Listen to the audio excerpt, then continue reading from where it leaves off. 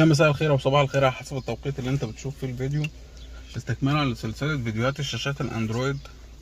النهاردة الفيديو هنتكلم فيه عن ازاي تقدر تشغل المكالمات على الشاشة بشريحة الشاشات التي اس 18 والشاشات اللي بتقبل شرايح. الناس بتشغلها كشريحة انترنت بس.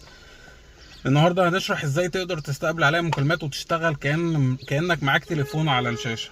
معظم الشاشات لما بنيجي نشغلها هي بنركب فيها الشريحة بتشتغل معانا انترنت، والناس بتبقى فاكرة ان هي بتشتغل انترنت بس، لكن هي بتشتغل مكالمات كمان.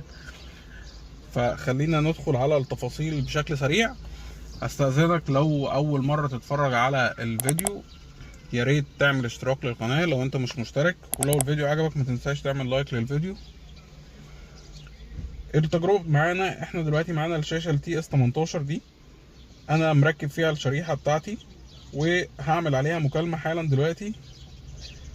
التليفون هيرن او الشاشة يعني هترن، لكن مفيش اي حاجة ظاهرة على الشاشة نقدر نستقبل بيها المكالمة او نرد على المكالمة. فعشان نعمل كده ببساطة جدا هندخل على الشاشة. طبعا احنا لو عندنا جوجل بلاي هندخل على جوجل بلاي، او ممكن ننزل اي ستور من الستورز التانية اللي بنقدر ننزل منها البرامج. انا اختصارا للوقت منزل البرنامج وحطه على الفلاشة، فهندخل عليه وهنختار برنامج اسمه ACR فون، او هنكتب اي على الجوجل على جوجل ستور، يعني هنكتب كلمة دايلر DAILER.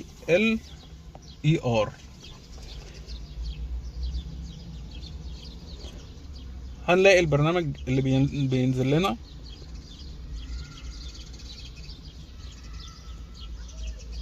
اللي هو فون ده اللي بالشكل ده، او البرنامج التاني اللي انا بفضله. هنعمل سيت اب للابلكيشن.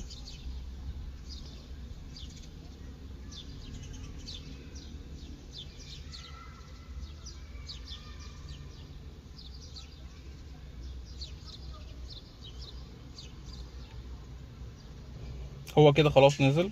لو فتحنا ودوسنا اوبن هيفتح معانا.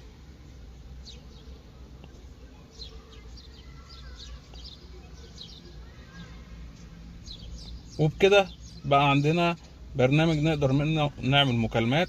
لو احنا عايزين نتصل ادي الرقم نقدر نتصل منه او نستقبل عليه مكالمات.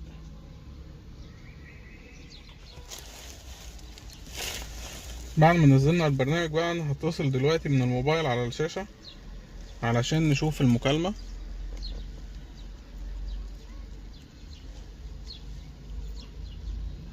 زي ما احنا شايفين هو رن، وهتكون ظاهرة عندنا المكالمة اهي، ظاهر الرقم اللي بيتصل ونقدر نرد او نكنسل. تمام. ودي واجهة البرنامج كأنه موبايل بالظبط، تقدر ترد او تقدر تكنسل زي ما تحب. طيب في حالة بقى في بعض الشاشات مش هنقدر نسطب البرنامج ده وبس، في خطوة تاني لازم نعملها من السيتنج. طيب هنعمل ايه؟ هندخل على الاعدادات بتاعة الشاشة. طبعا الخطوات دي مش بتطبق في كل الشاشات، البرنامج نقدر ننزله لكل الشاشات، في شاشات هي اللي بتحتاج خطوة زيادة. طيب هندخل على الفاكتوري. الشاشة دي طبعا الباسورد بتاعها من 1 ل 6. هندخل عليها وفي حاجة اسمها config info هندخل عليها، وبعد كده هنلاقي كلمة دايلر دي هتبقى مقفولة، هنحتاج بس نفتحها عشان تشتغل معانا، وبكده هتشتغل معانا بشكل سليم. معلومة برضو تاني، الشاشات اللي فيها الاعدادات دي او نقدر نعمل config info ونفعل الدايلر من جوه مش محتاجين ننزل البرنامج ده. يعني ده دلوقتي كده انا مش محتاجه على الشاشة دي، انا بس كنت بوضح الخطوة دي عشان لو هنعملها لكل الشاشات. لكن الشاشة اللي انا بكلمكم عليها او اللي بشرح عليها دلوقتي هي مش محتاجة، انا مجرد ما بفعل بيبقى اوريدي في برنامج موجود على الشاشة. تمام. عشان الناس تتأكد ان احنا نقدر نعمل مكالمات طبيعي، ادي الرقم اهو، هي الشريحة اللي موجودة فيها شريحة اتصالات، وادي رقم خدمة العملاء. مرحبا بك في اتصالات من اند. دي مكالمة عملناها من الشاشة، ودي الشريحة اللي موجودة في الشاشة، مش موصلين او بنتكلم من التليفون بتاعنا، لا دي الشريحة اللي راكبة في الشاشة. طيب المعلومة التانية اللي احنا هنتكلم عليها هي الرسائل. دلوقتي لو احنا برضو بنفس الفكرة بالظبط، احنا حاطين شريحة وهتجيلنا عليها رسائل، محتاجين الرسائل دي نشوفها او نبعت من الشريحة دي رسائل.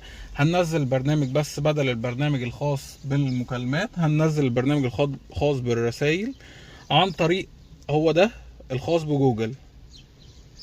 ده الرسائل بتاع جوجل، تقدر تنزله من جوجل بلاي وتعمله برضو تسطيب او تعمله تثبيت، وهيشتغل معاك، تقدر من خلاله برضو تشوف الرسائل. انا مش عايز اطول عليكم للشرح، هي الخطوات اللي هنطبقها هنا.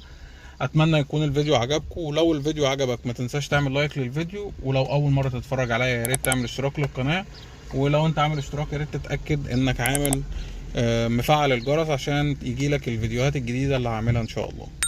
شكرا.